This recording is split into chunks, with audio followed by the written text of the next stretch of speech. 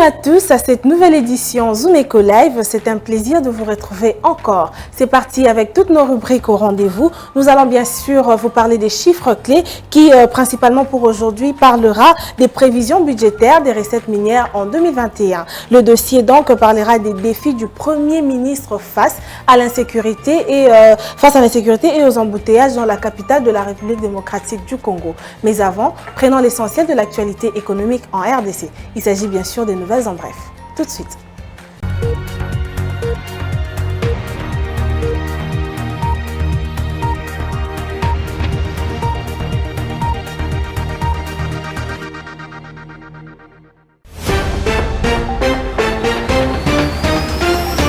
Commençons ces nouvelles en bref avec cette information. La Banque mondiale va décaisser 100 millions de dollars américains dans le cadre du projet d'urgence pour l'équité et le renforcement du système éducatif. Cette annonce a été faite le mercredi 26 mai 2021 par le service de communication du ministère de l'EPST.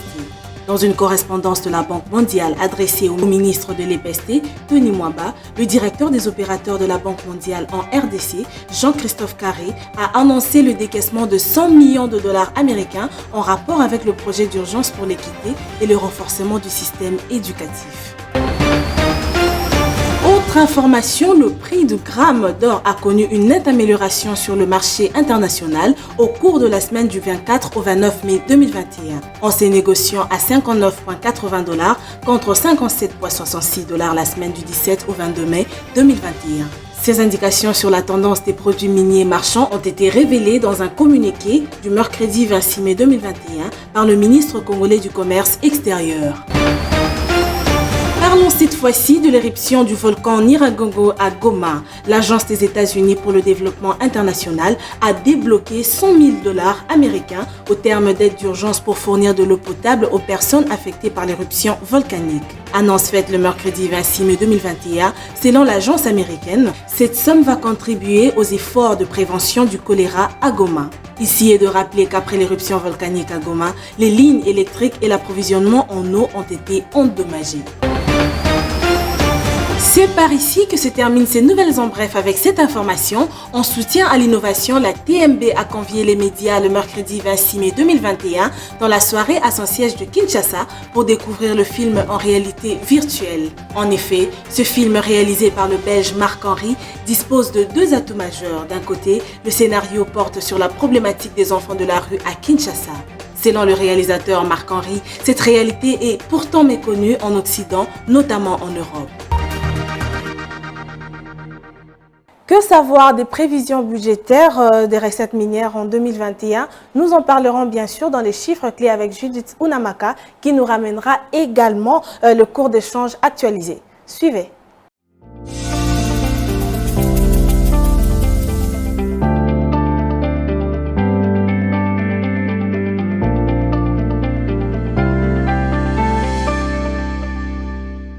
Judith Unamaka, bonsoir. Bonsoir. Vous allez bien? Très bien. Alors, vous avez toujours l'habitude de nous parler des chiffres clés, bien sûr. Dites-nous aujourd'hui, qu'est-ce qui est prévu? Ce qui est prévu pour aujourd'hui, ce sont des prévisions budgétaires de recettes minières en 2021. Okay. Mais avant tout, parlons du cours de change où la Banque centrale fixe son taux officiel à 1988 francs congolais. Un franc CFA revient à 3,67 centimes et 1 euro vaut 2413 francs congolais. Quant au marché parallèle, nous sommes basés particulièrement au niveau de Lingwala où 1 dollar se copermute à 1980 francs congolais. Un franc CFA revient à 3,69 centimes pendant que 1 euro se troque à 2450 francs congolais. Ok, allons directement au vif du sujet. Quelles sont donc les prévisions budgétaires des recettes minières en 2021? Les recettes minières devraient rapporter 2,873 milliards de francs congolais, environ 1,389 milliards de dollars américains au gouvernement de la République démocratique du Congo, selon les prévisions des recettes du budget 2021. Ces rentrées financières minières représentent 31,8% des recettes courantes de l'année à 9,21 milliards de francs congolais. Elles sont en baisse de 7% par rapport aux prévisions de l'année 2020, fixées à 3,622 milliards de francs congolais. Ok, mais qui est donc le premier, qui prend en charge les collectes de ces recettes minières? Les recettes minières sont collectées par les 3 régies financières dont la Direction générale des impôts pour 1,816,67 milliards de francs congolais, la DGDA pour 395,081 milliards de francs congolais, ainsi que la DGRAD pour 661,31 milliards de francs congolais. Et pour finir, dites-nous donc d'où proviennent ces recettes minières? Selon les prévisions linéaires, les prévisions budgétaires de 2021, les recettes minières en République démocratique du Congo proviennent essentiellement de l'impôt sur les bénéfices et profits, IBP, pour 999,41 milliards de francs congolais, des droits des douanes à l'importation pour 389,30 milliards de francs congolais, de la redevance minière pour 609,33 milliards de francs congolais ou encore de l'impôt sur les salaires des nationaux pour 222,13 milliards de francs congolais. Ok, merci beaucoup à vous Judith pour toutes ces précisions. C'est toujours un plaisir, Piombo. Et bonne suite de soirée. Merci. Le Premier ministre Samalou Kondé a échangé avec un groupe d'hommes d'affaires égyptiens dans son cabinet de travail à Kinshasa le mardi 25 mai 2021 dans le but d'investir en République démocratique du Congo. Ces opérateurs économiques égyptiens sont en RDC pour scruter les opportunités d'investissement dans plusieurs secteurs socio-économiques. Nous allons suivre un reportage qui a été choisi pour vous. C'est parti. On était pour 4 jours ici, à Kinshasa. On a visité tous les ministres concernés parce que nous sommes un groupe égyptien, conçu comme des IGAT. Il y a 5-6 projets qui sont très importants pour le pays, que notre président et le président du Congo endorsé. Et nous, en IGAT, on a essayé pour faire cette promis réalisée. Au contre, moi aussi, je suis un grand investisseur dans le secteur des mines au West Afrique, à Côte d'Ivoire, Burkina Faso, et Mali, Sénégal et tous les autres West Afrique.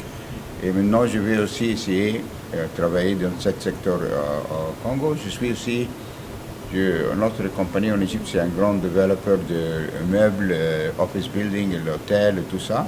On a vu beaucoup d'endroits ces 4 jours qu'on peut faire de nouvelles quelque chose parce que je crois qu'il y a une demande d'appartements et bureaux parce que c'est très cher les louer ici. Ça veut dire est-ce qu'on fait quelque chose de grand, ça baisse le prix, c'est ouvert les chances pour tous les entrepreneurs qui veulent venir en Congo. Et aussi, moi, ce matin, je visitais le ministre de Médias et Communication et je vais aider le chaîne local pour faire un upgrade et le branding et tout ça parce que je suis le propriétaire de Euronews, la majorité de Euronews et on a l'expertise de tout ça pour les aider, pour élever l'image parce que ça c'est l'image du Congo. Ça, c'est important. Le président est très content qu'on a fait ça. Ça, on fait gratuitement parce que nous voulons aussi que le peuple ici, il me connaisse.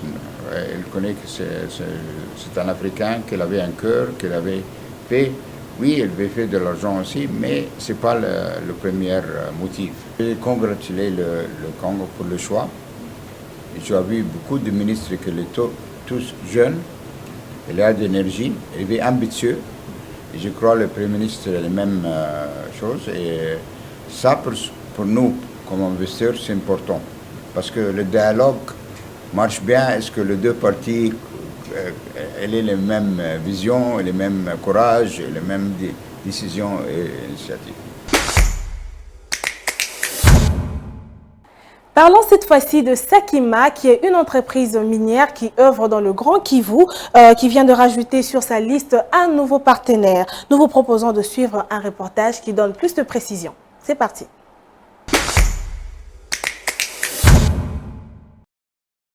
Sakima, cette entreprise minière œuvrant dans le Grand Kivu, a un nouveau partenaire. La coopérative des artisanaux miniers du Congo est actuellement une entité de traitement de 3T, étain, coltan, tungstène, avec accès sur le marché international. La présentation de cette firme avec son programme d'action a eu lieu devant la ministre d'État en charge du portefeuille. Cette dernière a promis de veiller à ce que ce partenariat soit bénéfique pour les populations locales et le peuple congolais.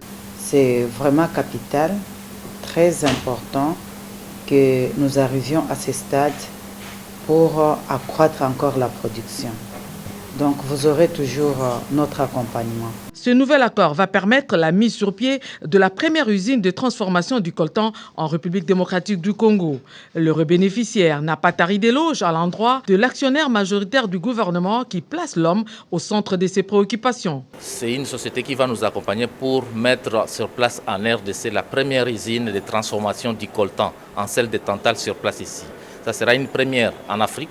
Le directeur général de la CDMC, Serge Moulumba, s'est dit optimiste quant à l'avenir de ce partenariat. Nous voulons passer progressivement maintenant vers l'industrialisation et même vers la transformation du coltan sur place en RDC pour la plus-value. Et la ministre en guerrière elle nous a dit qu'elle va maintenant se mettre au front avec nous pour nous aider à accomplir un peu ce projet qui est très ambitieux. Avec ce projet pour lequel M. John Crowley a un savoir-faire avéré et une maîtrise dans le secteur du coltan sur le plan international, la République démocratique du Congo pourra récupérer son leadership sur le marché des 3T. C'est le temps de faire le marché avec Naomi Kandé, ensemble découvrant donc les prix des meubles dans le marché de Delvaux. C'est parti avec Zoumwendi. Bienvenue à tous. Aujourd'hui, nous vous présentons le prix des différents meubles qui vous permettront d'équiper vos maisons. Nous nous sommes donc rendus au marché Delvaux dans la commune de Ngaliema où est exposé depuis plusieurs années les différents meubles et accessoires qui vous permettront d'équiper et d'enjoliver vos maisons. Sans plus tarder, Zoumwendi, c'est parti. Commençons notre marché avec deux fauteuils fabriqués en osier à 350 $ le salon. Une table basse en osier revient à 50 $. Célébrez vos mariages traditionnels avec deux chaises appelées reines d'Angleterre qui coûtent 200 $ pour un coup. Un salon en cuir revient à 800 $. Une table à manger avec 4 chaises coûte 250 $. Une garde-robe à 350 $. Retrouvez un porte-manteau dans ce marché à 40 $. Une étagère fabriquée en matière de liane se vend à 40 $.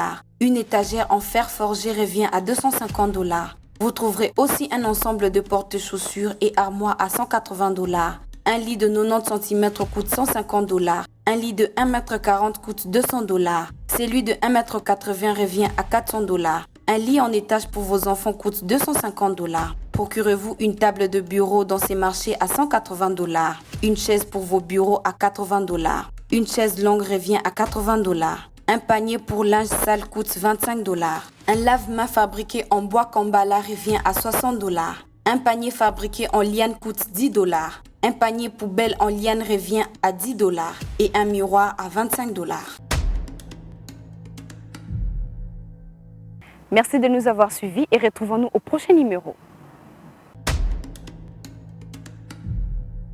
L'on retrouve des plaintes autour des embouteillages, mais aussi de l'insécurité en République démocratique du Congo. Spécialement pour aujourd'hui, le dossier parlera donc du défi du Premier ministre face à l'embouteillage et à l'insécurité dans les grandes villes de la République démocratique du Congo. Le dossier, c'est avec Aris Mbenga. Tout de suite.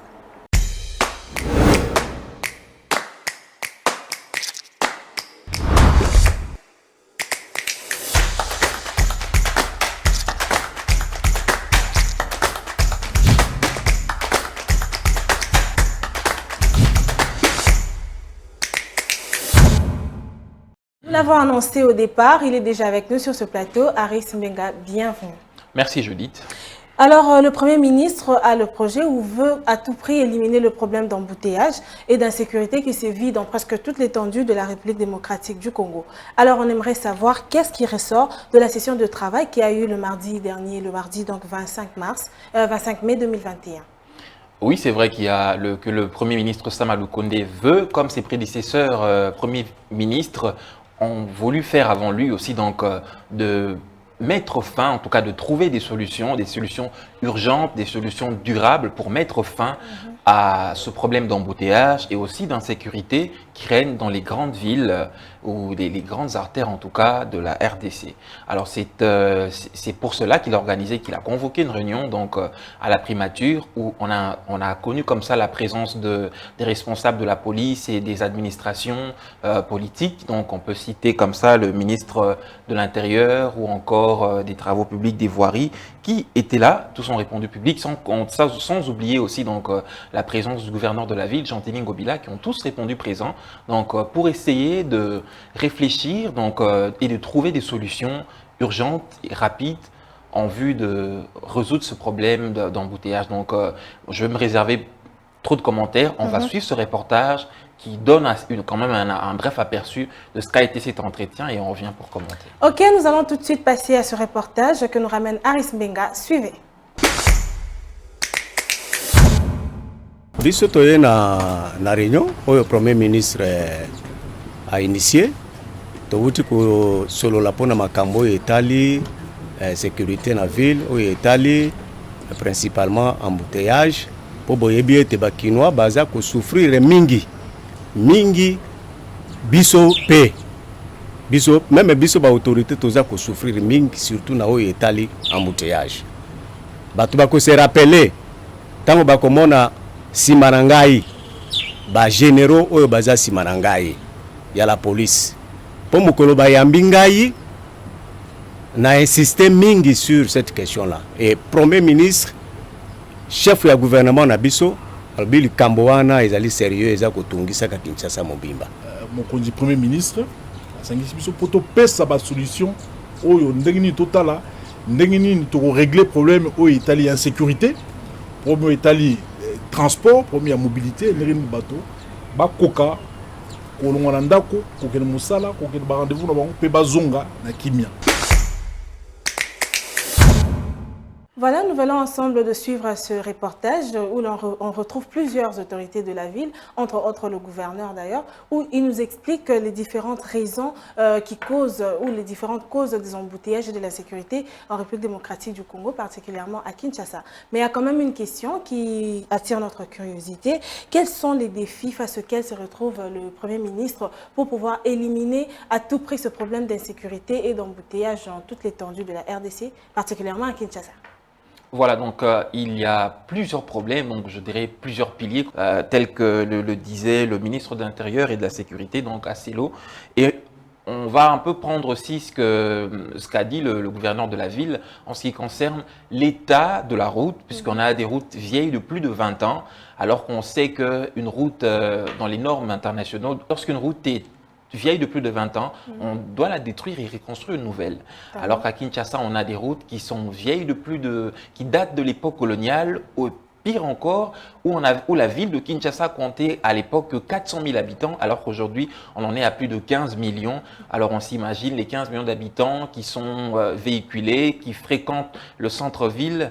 On n'aura pas à s'étonner de voir qu'il y ait embouteillage et s'il y a beaucoup de personnes qui vont en ville et qui se pressent pour rentrer chez eux, et ajouter à cela les problèmes d'embouteillage, ajouter à cela le couvre-feu qui a mis à mal aussi en tout cas les usagers en tout cas des transports qui doivent quitter le centre-ville très rapidement, en tout cas dès 17h, 18h déjà, essayer de regagner leur foyer, qui se trouvent dans des difficultés, les chauffeurs taxibus qui se mettent à faire des demi-terrains. Et on ne va pas se limiter dans la ville de Kinshasa, on peut aller encore plus loin.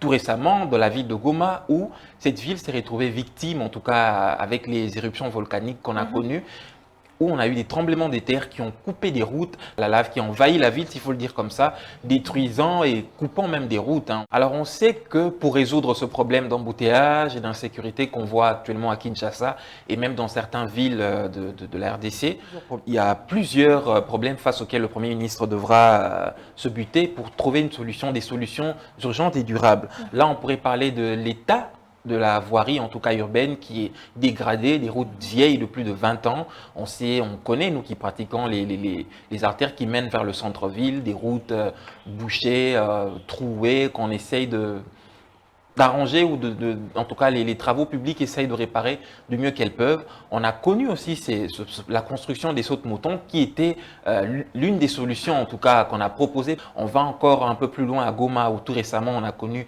des éruptions volcaniques où la lave est entrée dans la ville, créant des dégâts énormes. On sait qu'il y a des entreprises, des maisons qui sont délabrées, des routes coupées. On a encore vu des vidéos dans les réseaux sociaux. Ces conditions de vie devenues inhumaines à cause du volcan, aujourd'hui sont dans difficulté d'atteindre, vu l'état des routes qui sont coupées face à des tremblements de terre. On sait qu'on doit allouer des fonds, reconstruire ces routes dans les normes internationales ou encore les normes, comme on le voit par exemple dans les pays développés comme le Japon, qui a construit des routes dans les standards en tenant compte des conditions sismiques, volcaniques, donc des routes un peu plus solides qui résisteraient même face à des éruptions volcaniques ou encore des séismes. Ok, merci beaucoup à vous, Aris Menga. Nous espérons que le nouveau gouvernement qui est en place pourra relever ces défis, tous ces défis que vous venez de dénombrer. On l'espère tous en tout cas. Rendons-nous à présent à Goma où nous allons suivre l'évolution de la situation. Nous serons en ligne avec un habitant de Goma qui nous donnera plus de détails après ceci. Nous sommes en ligne avec vous, Monsieur David Kalinga. Nous vous remercions déjà d'avoir pris notre appel et nous rappelons que vous êtes habitant de la ville de Goma. Déjà, nous aimerions savoir quelle est l'évolution là-bas à Goma. Ben, écoute, la ville est en train de se vider. La ville est en train de se vider. Selon les instructions du gouverneur, les gens devaient évacuer certains quartiers de Goma pour se rendre vers Saké. Mais là, en ce moment, au niveau de Saké, il y a déjà une surpopulation. Moi, je suis dans un convoi de ceux et celles qui se dirigent vers Minova. Il y a déjà des bouchons sur cette route-là. Donc, en ce moment, on peut dire que la ville de Goma est une ville fantôme. Est-ce qu'il y a eu encore des menaces ces derniers 24 heures? Bon, il y a une fissure qui a traversé la route principale, donc la route c'est la route principale de Goma, l'hôpital général, le mont Goma pour déboucher jusqu'au niveau du lac. Alors la crainte c'est qu'il peut y avoir des laves qui circulent en dessous et que ça peut exploser à tout moment. Alors les tremblements de terre se sont arrêtés pendant quelques heures, mais à partir de minuit, pour avoir la vue sauve, bon, c'est un peu en fait ça la réalité. Alors, est-ce que le gouvernement provincial a quand même mis des moyens nécessaires pour pouvoir assurer le déplacement de la population? Bon, c'est ce qui a été annoncé. Moi, la ville, qui sont organisés pour prendre en charge les dépendants de ses employés. Pour ce qui est des autres, des citoyens congolais, en tout cas plusieurs se sont débrouillés, même nous autres nous nous sommes débrouillés pour quitter la ville. En tout cas, et même à ça qui est là où on demandait aux gens de se rendre, il n'y avait aucune disposition pratique pour accueillir les gens. Donc c'est vraiment la sauvette organisée. Bon, je peux même pas dire qu'il y a eu organisation, quoi. Les gens se sont pris en charge, si on peut dire. Est-ce qu'il y a-t-il un bilan qui s'est alourdi en termes de perte de vies humaines? Bon, non, je peux dire que non. Même hier, avant-hier plutôt, lorsqu'il y a eu des tremblements de terre qui ont détruit certains bâtiments, il n'y a eu que de blessés. Il y a eu des blessés graves et des blessés superficiels. Mais là, le pronostic vital n'est pas engagé. Donc, ce sont des gens qui sont en train d'évoluer correctement selon les informations que nous avons de médecins, notamment de l'hôpital général. Seulement hier, il y a encore des gens de l'OVG qui ont maladroitement déclenché la sirène d'évacuation. Ça a créé la panique dans la ville. Mais après, c'est la protection civile qui est venue pour dire à la population qu'il n'y avait rien et que les gens de l'OVG sont allés manipuler maladroitement et ils ont alerté les gens comme quoi il fallait évacuer. Mais bon, ça a pris le temps que ça a pris jusqu'à ce que la protection civile puisse recadrer les choses. Mais en termes de bilan humain, je peux dire que juste que moi j'ai quitté Goma, il était 6h30. Je suis encore sur la route. Il n'y a pas de bilan, je peux dire, qui s'est alourdi. Peut-être qu'on le saura ce soir lorsque les uns et les autres se seront installés dans les différents villages de Massy qu'ils sont en train de rejoindre. Alors voilà ma dernière question. Est-ce que les experts qui sont censés suivre l'évolution de cette catastrophe ont quand même pu renforcer le système technique pour être en mesure de mieux orienter la situation justement?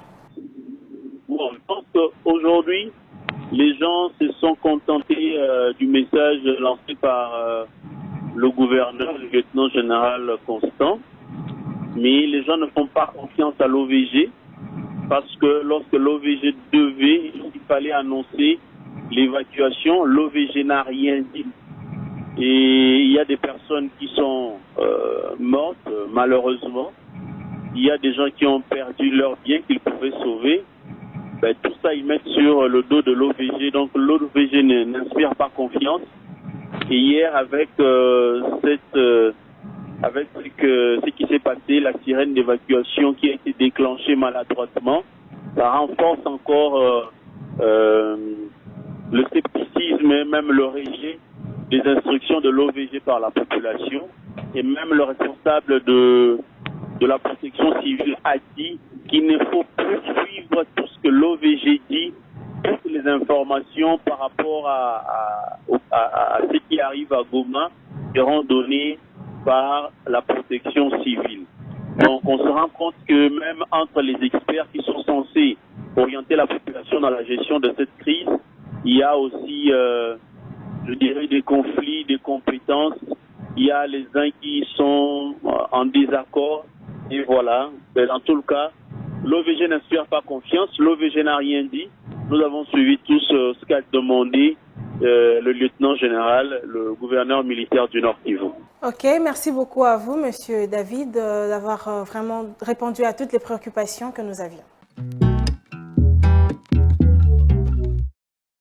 Hydrocarbures, le dégazage de Kabuno dans le lac Kivu était au centre d'une réunion entre le ministre des Hydrocarbures, le secrétariat général de son ministère et le directeur de BSECO comme invité. Le ministre Didier Boudimbu a instruit le secrétaire général aux hydrocarbures de la mise en place d'une équipe technique pour tabler sur les propositions juridiques financières pour que ça soit présenté au Conseil des ministres afin de trouver dans le plus bref délai des solutions idoines pour dégager le code du Golfe Kabuno dans le lac Kivu.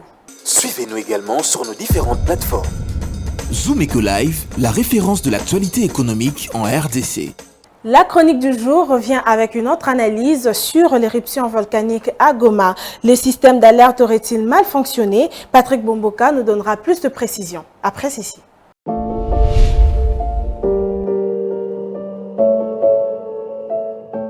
Bonjour. L'observatoire volcanologique de Goma est sur la sellette depuis que l'éruption de volcan Nyiragongo a pris des coups tout le monde au nord Kivu. Les Gomatraciens fustigent un système d'alerte défaillant. Comme en 2002, les experts de l'OVG, de l'observatoire volcanologique de Goma et les communs de mortels à Goma ont été pris à court, ont été surpris par l'éruption dans la soirée du samedi 22 mai 2021.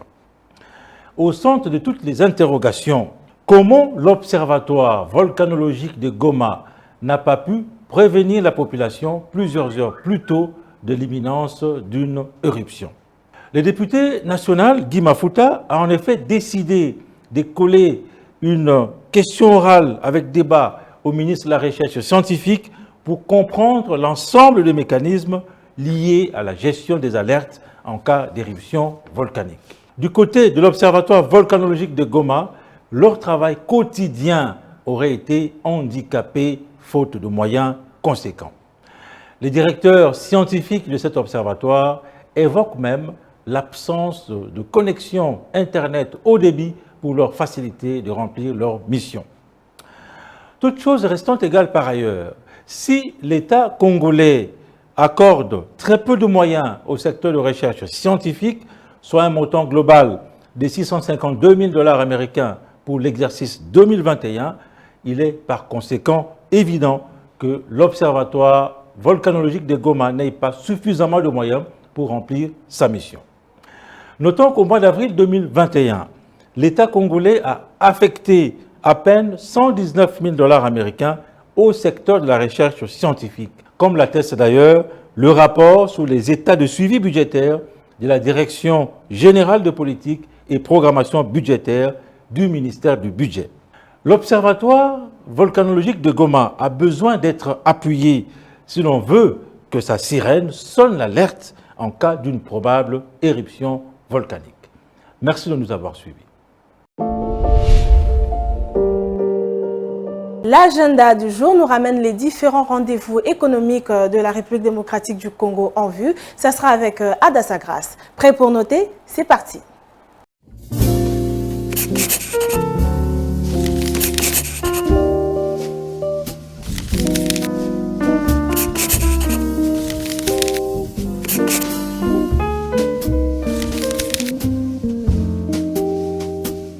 Bienvenue à l'agenda. Voici le rendez-vous du jour. Target SRL a débuté avec la formation pratique sur l'échantillonnage ce jeudi 27 mai 2021. Elle prendra fin le 28 mai à Kinshasa. Le droit des participations se fixe à 120 $.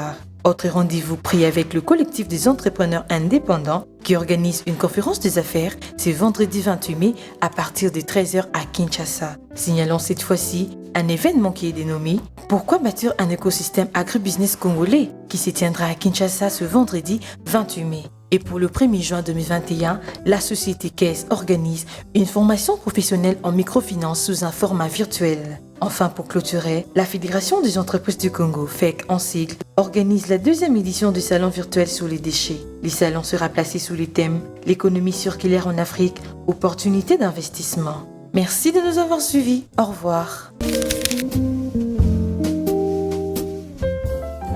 Rendons-nous cette fois-ci à Kolwezi avec article 15 pour découvrir une autre activité. Il s'agit bien sûr d'un creuseur qui nous partage son quotidien et son expérience de tous les jours. Article 15, c'est parti.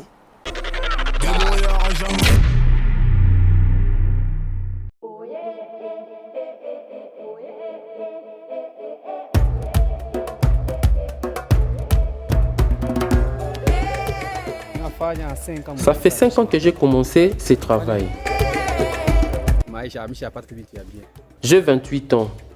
Avec ce travail, j'ai pas assez de revenus.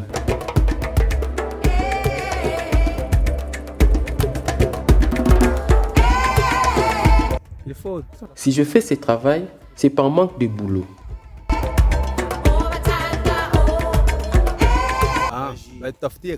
Et je demande aux autorités de créer de l'emploi afin de nous aider à arrêter avec ce travail.